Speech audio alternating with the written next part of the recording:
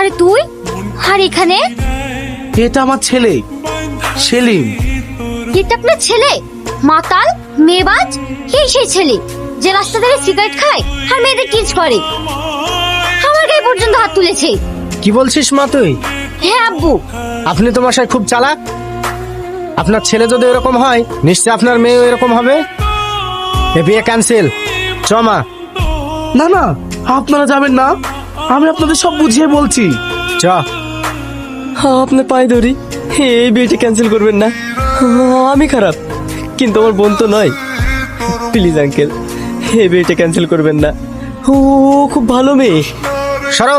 শাবনূর, আমি তোমার পায়ে পড়ি, তোমার যা শাস্তি দেয়ার আমাকে দাও, মারো গাল দাও যা ইচ্ছা তাই করো, কিন্তু প্লিজ এই বিয়েটা ভেঙো না। তুই একটা কুলাঙ্গার, আর কুলাঙ্গারের বোনের সঙ্গে আমার ভাইয়ের বিয়ে দেবো না।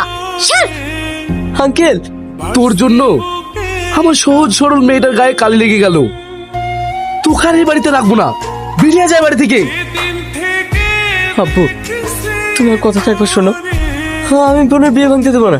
আমি তোর কোনো কথা শুনতে চাই না। আমি আজ থেকে তোর জন্য এই বাড়ির দরজা বন্ধ।